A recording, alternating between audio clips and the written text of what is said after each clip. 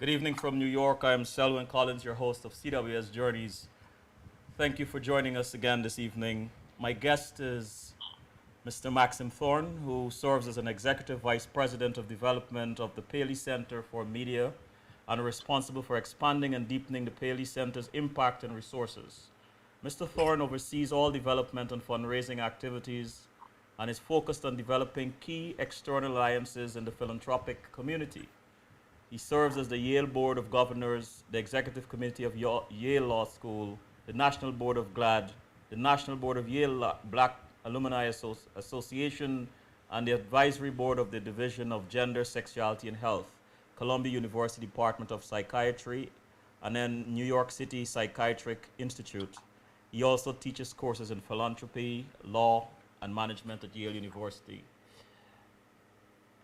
Well, I'm just going to get right into it. Good evening, Maxim, and welcome to CWS Journeys. I'm glad to be here, Selwyn. Question, Selwyn, is this live? Yes, it's live. All right, just checking. Behind all the awards and accomplishment, Maxim, how would you describe this man we have come to know as Maxim Thorne? I think I'm a risk taker. A lot of change since the bio you read. I founded an internet company called Justice Investor. I've left the Paley Center. And Justice Investor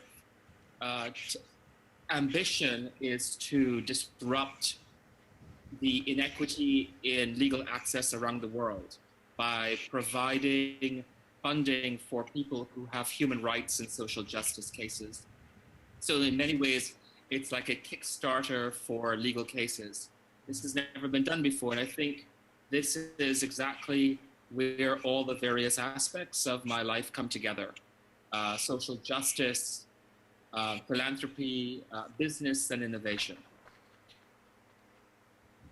Civil rights advocate, Yale professor, senior vice president of the NAACP, activist and philanthropist, among other things. Of all these vocations, Maxim, which gives you the most satisfaction and why? They all did. I think that for the period in my life that I did each of those things, I was extremely happy. They've made me who I am. I think life is very complicated. So, when I was an undergraduate, I worked at Goldman Sachs. When I was in law school, I worked at a very high-profile mergers and acquisition law firm in New York called Waxell Lipton, which is radically different than working in media or working with the NAACP. But the skills and a passion that I learned at any of these institutions go towards making me the person that I am today and giving me the unique set of skills that I have. Then at NAACP, you helped establish the first LGBT task force. What triggered that? The world was changing and is changing rapidly. The NAACP, which is one of the world's most famous and renowned civil rights and human rights organizations, needed to make that leap into the modern era. It had been fighting for civil rights in a very particular way, in a very racial justice way. And in many ways, the world has changed and broadened what civil rights are. One way in which I believe that civil rights was broadened is that it now encompassed the issues that affect people with different sexual orientations and gender identities. And so, to put it in a simple way, for me, gay rights also was equal to civil rights. I think the NAACP had to grapple with that concept, and it did. And by the time 2 years into my tenure at the NAACP in 2010, the entire board of directors had unequivocally endorsed marriage equality, which was a giant leap forward for the NAACP, but I think all of progressive organizations, and very quickly, obviously, the Supreme Court and others followed suit. Was that part of one of your goals when you first started this task force? My goal in helping to start the task force and bring key leaders from around the world to cross-pollinate ideas was to engage in a conversation about what civil rights are and what equality means for many different people. Mm-hmm. I don't think that I had the foresight to believe that the United States Supreme Court would mandate marriage equality in such a short space of time. Mm-hmm. When I entered law school 20-something years ago, Bowers v. Hardwick, which said the opposite, had just been decided. And if you think about that in a lifetime, to in 20 years have Lawrence v. Texas and then Oberfeld and all the more recent cases happen so rapidly, it's astounding. So my hope was to have the conversation and move us in a direction that was more equal. Moving in the direction that was so dramatic and achieving all that we achieved so quickly, I couldn't have predicted. I'm delighted. I'm incredibly happy. And now, of course, is to make sure we don't turn back under, I think, quite obnoxious, bloviating orators like Donald Trump. Mm-hmm, mm-hmm. You know, just one more question on the task force. What do you think was the catalyst for this? Well, one certain catalyst was Julian Bond, who was the chairman of the NAACP. Mm-hmm. Julian felt very deeply that marriage was a civil right. And it's a pun on right, R-I-G-H-T. So for him, marriage was a civil right, R-I-T-E. Mm-hmm, mm-hmm, mm-hmm. And I think without Julian's backing and support, we probably would not have gotten as far as we got. But also, you know, my background was unique in the sense that prior to the NAACP, I was the chief operating officer of the Human Rights Campaign, which is the largest LGBT civil rights organization in the country.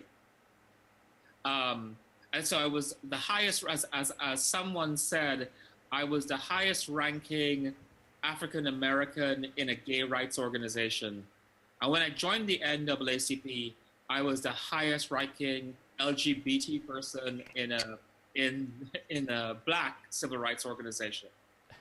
And I think the marriage of those two perspectives allowed me to see the opportunity and the necessity of braiding those two movements, which I think we did, and led to the launch of the LGBT task force. Mm-hmm.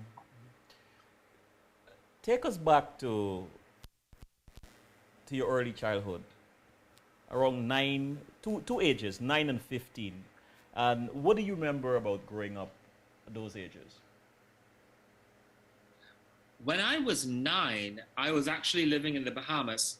My father had gotten a job out of Guyana with the Bahamian government. They were all colonial countries at that time, so it was actually the Bahamas hadn't quite yet gotten independence.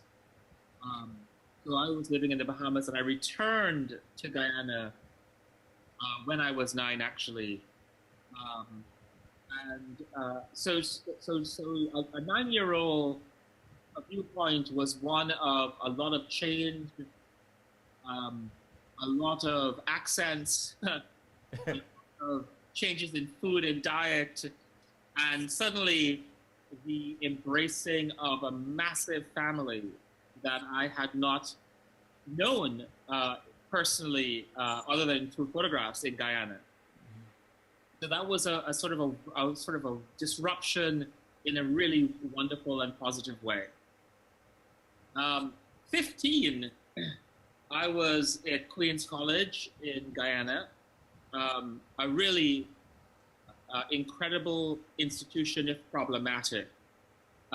It had recently, when I entered, accepted girls for the first time. And I think they had been there barely a year. So it was going through its own growing pains of what a formerly an all-boys school for more than a century um, would have to deal with in becoming co-ed. It also had, for all of its amazing benefits, meaning it had amazing teachers, a decent library, science laboratories, a history, a culture of achievement. It also had ingrained in its colonial history an elitism, a bigotry, homophobia, sexism that Guyana and kids of that time period that I was 15 certainly hadn't made much progress in. And so as a 15-year-old in the midst of adolescence, in the midst of a co-ed community, I think I was sharply aware of the divides, the opportunities that certainly I had and others had, but also the oppressive nature of many things that were affecting not just me, but Amerindian students who were being teased and bullied, kids who appeared to be gay or lesbian who were being teased or bullied, and any other number of dynamics. And I think that it's a very complex memory of remembering my time at 15 at Queen's College. How have some of those experiences mold you into this? And we'll talk about your advocacy later on, but mold you into this committed advocate you are today? Someone said that we are only given challenges that we can do, or something along that line. That's paraphrasing. Mm-hmm. I think having survived and I think thrived through that experience, I also am aware of others who did not. And it led me to believe that I had a deeper purpose than just a singular achievement, whatever my personal achievements might be. Because, I became deputy head prefect, and then when the head prefect left, head prefect, and then, got a scholarship to Yale and so forth.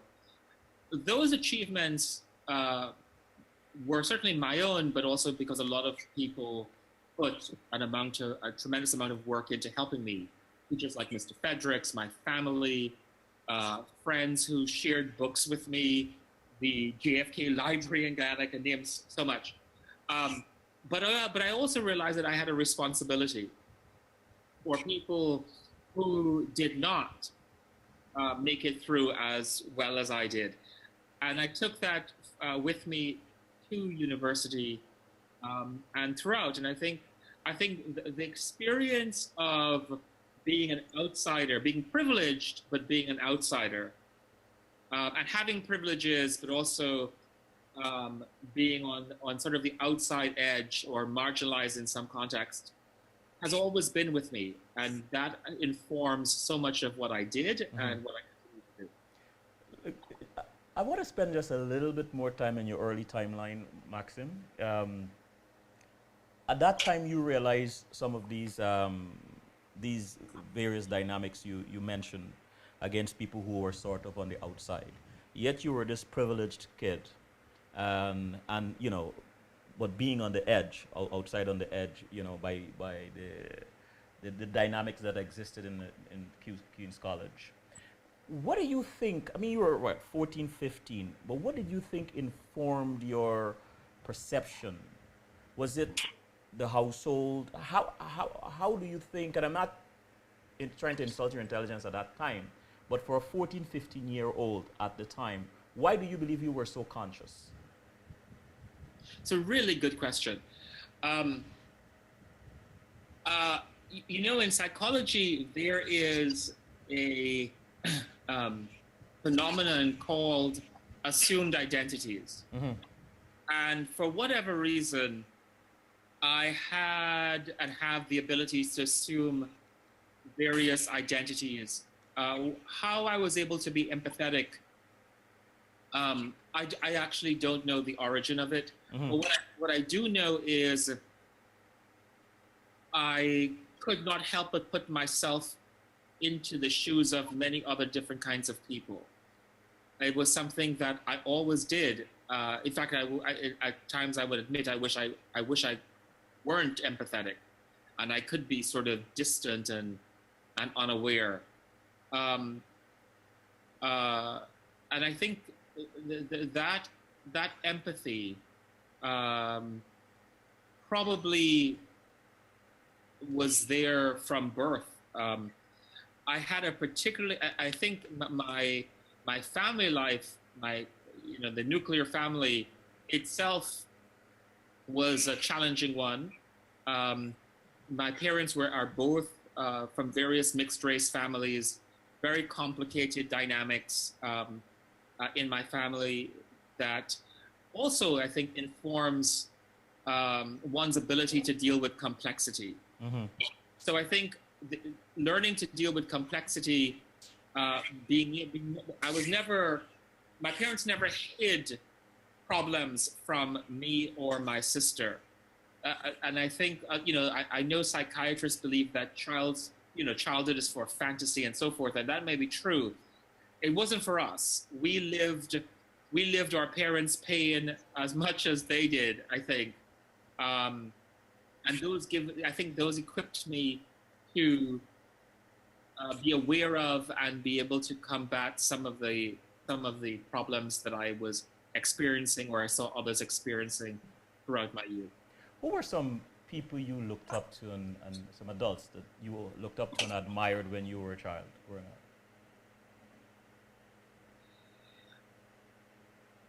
There is no question that I admired a particular teacher at Queen's College named Patrick Fredericks, Mm-hmm. or he was called Bobby Fredericks.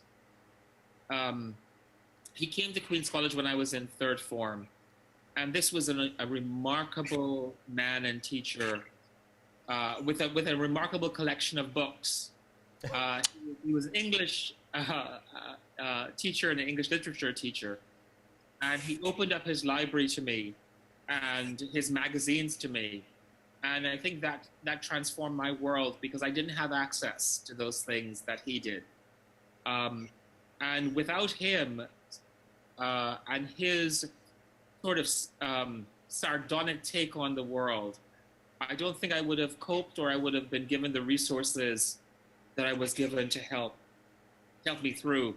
And just one other comment on another person that was Mrs. Holder of University of Guyana. Even though I was in high school, she opened up the University of Guyana's library to me, and without access there, I would never have been able to have the resources to study and to achieve what I did. It also, by the way, reinforced the idea of those who have and those who have not, those who have access and those who don't. So I'm incredibly appreciative of the access I was given, but well aware that others didn't have that. On a personal level, there was a man or a boy at Queen's College, probably two, I should say, who were horribly teased and bullied during my time. A guy named Andre Sobrian and a guy named Glenn Miller. And the thing that stands out to me about these two guys was they were confident and different. Mm. And despite the really brutal teasing that they endured, they were definitely their own people. Andre was an accomplished artist and dancer and performer. Excuse me. And Glenn was is an incredible orator. I certainly didn't have that kind of strength, but I admired two men who were different on the margins but live true to themselves. And I hope that at some point I would be able to do what it is that made them the great people that they became. If you were to eavesdrop your parents telling a stranger about you, how do you think they would describe you? Well, I have heard my parents, and I should say my mother more recently. My father died when I was a QC. Describe me, and I will say that they are completely unimpressed with any of the achievements that you may have listed. Once I heard my mother. Someone asked my mother where I was going to university, and she said she think it was some university upstate. So they have never been particularly knowledgeable or interested in labels and accoutrements. I think they would describe me as a really good person. Probably different, and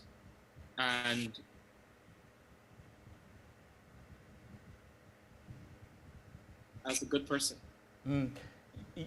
Your understanding of how they view the world, unimpressed by labels and accolades and so on, how does that affect you and how you view the world or how you view your accomplishments? I think I've lost you, Okay. Selwyn. Let me repeat the question. Your understanding, can you hear me now? I can hear you now, yes. All right, good. Sorry about that. Your understanding of how they view the world, totally unimpressed by labels and accolades, how do you think that has informed how you view your accomplishments and achievements? Oh, it certainly has. One of the funny things about growing up in Guyana, in which you had this class dynamic between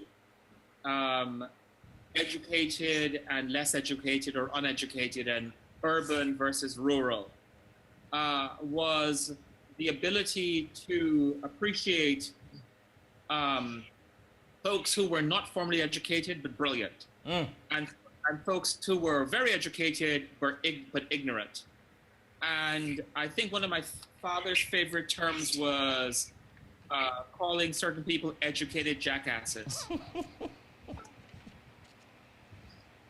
Which I think is a very wonderful Guyanese sensibility. So I was very aware that there were educated people that were completely ridiculous and unintelligent, and there were incredibly brilliant people who were country people or people in urban areas who didn't have access, but who were brilliant at what they did and offered such talent.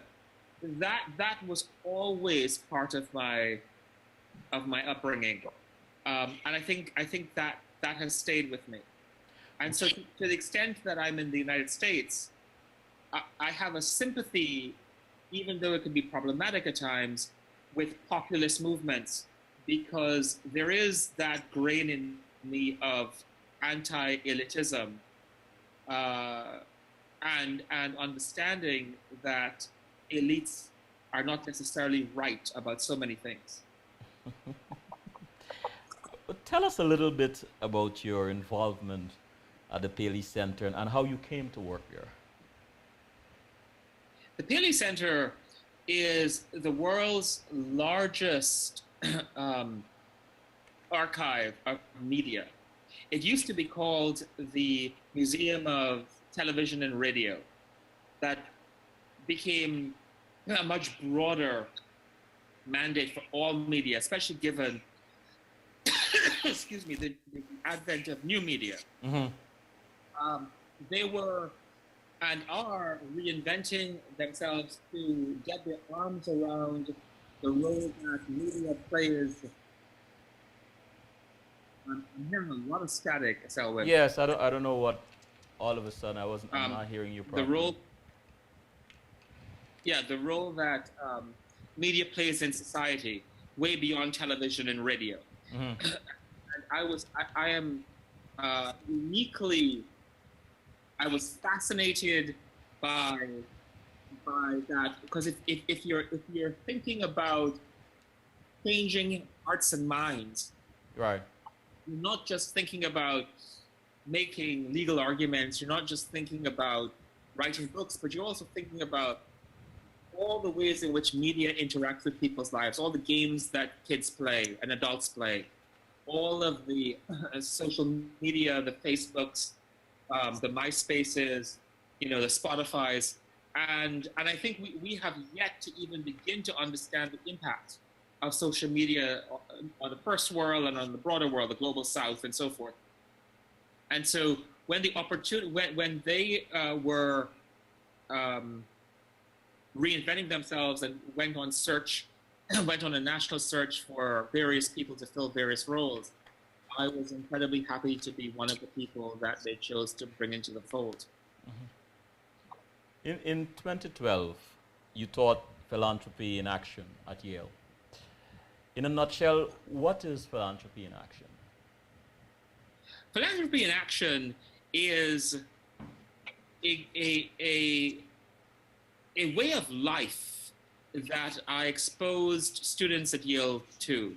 And what it was a way in which they could demystify wealth and people who are wealthy and institutions that are wealthy and how they impact the world. It was a way in which students could engage in philanthropy, learn about philanthropy, critique philanthropy and philanthropists, and the entire system of the movement of capital across generations and across borders. I created that course at Yale, and I'm proud to say it was certainly, if not the most popular, one of the most popular courses ever. And one of the aspects of that course is that we had an anonymous donor who seeded every semester that course with $100,000 US dollars, which the students at the end of the semester were able to give away any way they chose to one organization, multiple organizations, and so forth. I think it's a paradigm shifting way in which students can learn about something completely new, interdisciplinary, think about the movement of capital, think about the creation of wealth, think about their personal values, the psychology of money, and the impact of money on themselves and on nations and on individuals.